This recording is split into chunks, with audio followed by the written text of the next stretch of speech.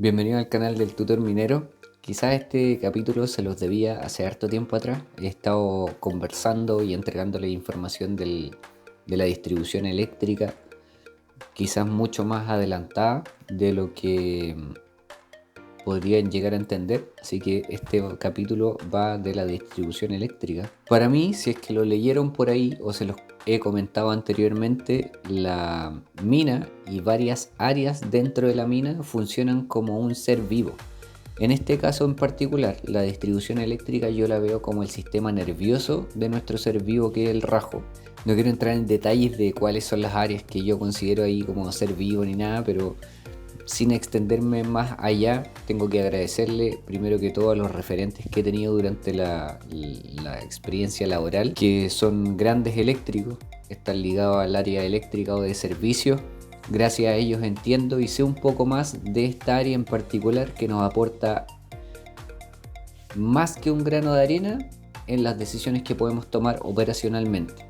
Me refiero a Felipe Lanas, al Ariel Lanas, a Nicanor Soto y por qué no al Rafael McLean y a Nelson Moyano, que en alguna oportunidad hemos tenido que compartir entre cargos o trabajos a la par que hemos podido desarrollar y aprender. Lógicamente yo creo que yo más de ellos que ellos de mí, la verdad, pero se agradece un montón.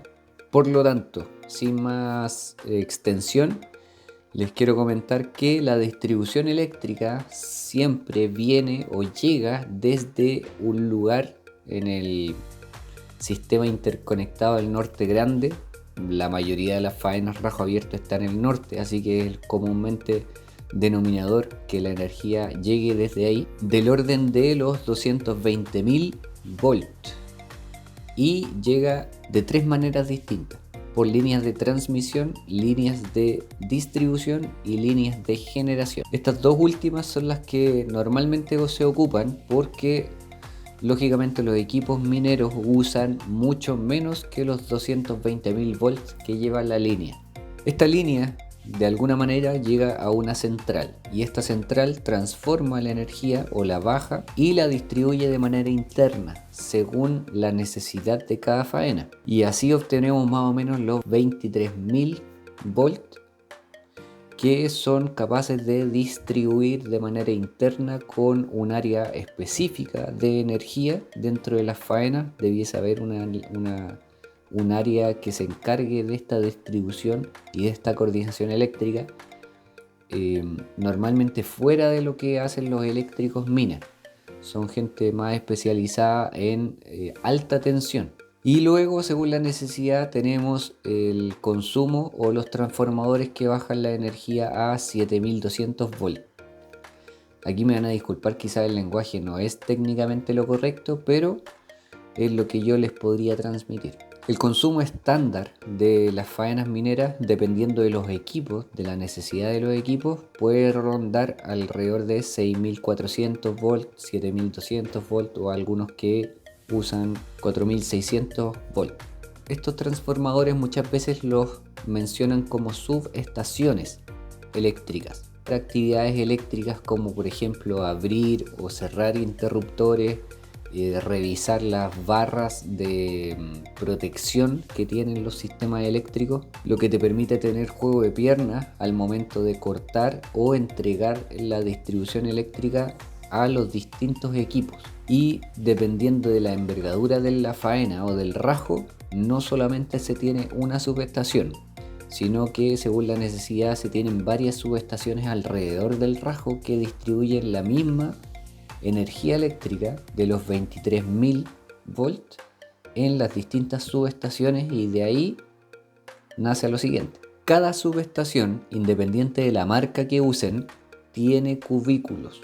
Dentro de esos cubículos se alimenta de forma independiente los equipos que necesitan electricidad, ya sea perforadoras, palas eléctricas, la distribución de la energía a los pozos de desagüe de la mina, como también alumbrado o el chancado específicamente, que también consume energía, que puede estar muy cerca del rajo, por supuesto. ¿Y por qué se usan estas especies de cubículos? Porque en caso de perder la energía de alguna manera, quizás algún imprevisto, por ejemplo, que una motoniveladora pase a llevar un cable eléctrico y se corte la energía, específicamente se corta la energía de un cubículo, lo que afectaría solamente un equipo que está en ese cubículo dentro de la subestación. En términos de consumo, las subestaciones también tienen una limitante y es también dependiendo de los equipos que podamos energizar desde esa subestación. Para que se hagan una idea más o menos,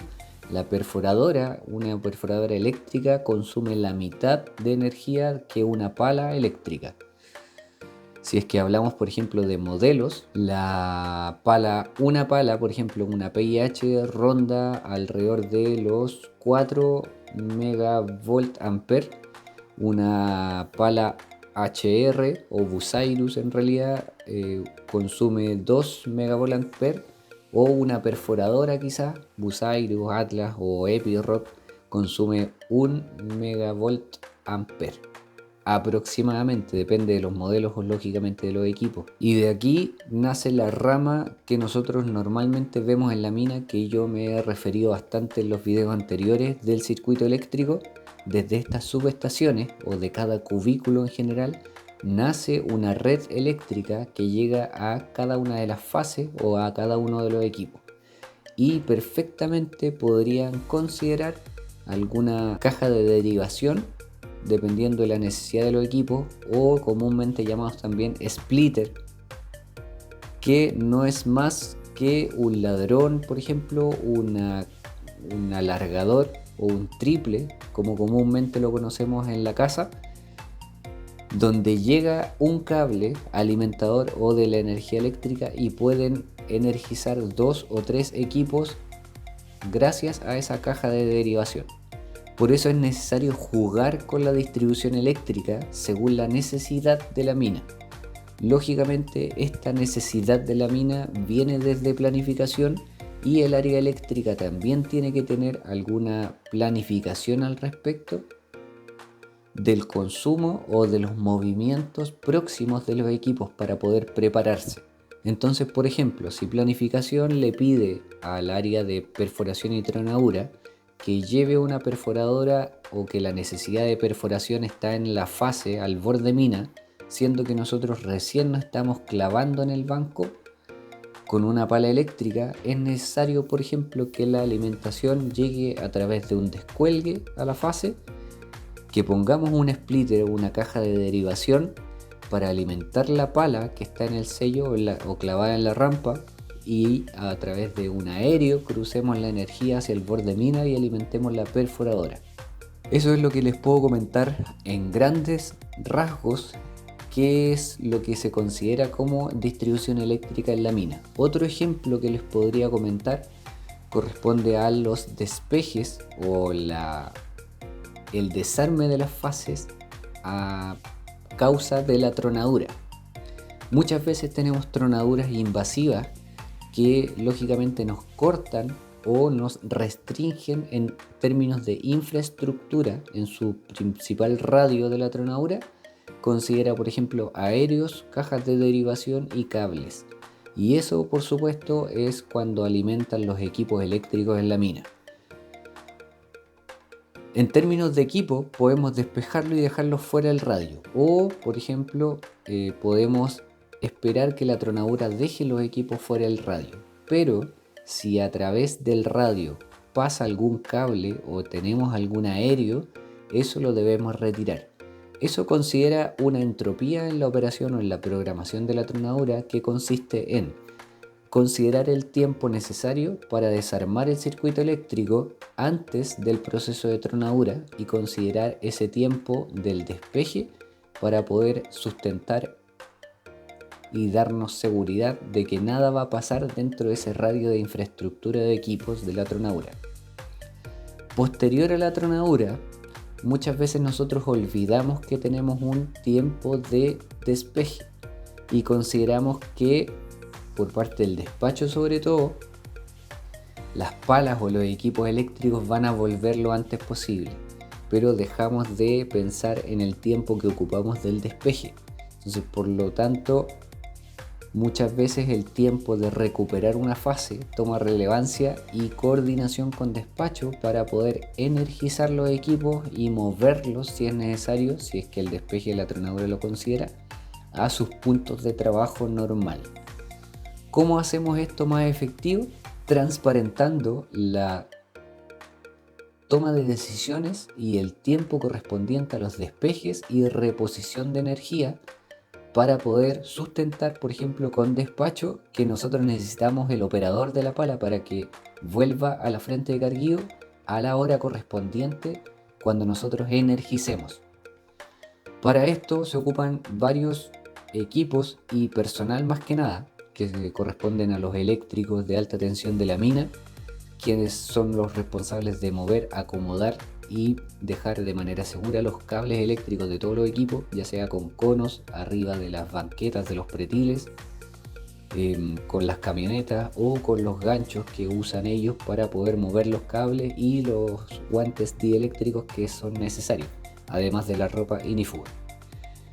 Como también existen equipos específicos que, por ejemplo, pueden ser algún manipulador de cables, que no es más que un cargador frontal, pero modificado para que enrolle en un tambor el cable eléctrico, o camiones pluma con ganchos, que son los que toman el cable y lo acomodan. Recordemos que este cable aproximadamente pesa como 30 kilos el metro lineal, y hay distintos tipos de cable en realidad, pero aproximadamente pesa eso. No es muy fácil de mover, ni siquiera para los equipos. Entonces se necesita y es muy engorroso ordenar los cables. Entonces, de la misma manera que nosotros, usando el ejemplo anterior, desarmamos el circuito eléctrico de la mina para la tronadura, tenemos que armarlo post tronadura, esperando que el personal, los equipos y el sitio donde estaban los cables esté lo más limpio posible. Si es que, por ejemplo, la tronadura es al costado de los pretiles donde antiguamente pasaba el cable, va a ser necesario coordinar un equipo de apoyo, ya sea un tractor neumático o alguna excavadora, para que rehaga los pretiles donde descansaba el cable anterior a la tronadura. Van a salir las imágenes correspondientes para que me puedan entender mucho mejor, y yo creo que con eso estamos. Y ya no les debería nada en términos de circuitos eléctricos dentro del rajo. Espero que les haya gustado el capítulo. Suscríbanse al canal, por favor, me ayudan bastante para hacerlo mejor y más entretenido. Pongan me gusta, compartan con sus colegas y cualquier duda a los comentarios. Nos vemos en el próximo capítulo. Chao.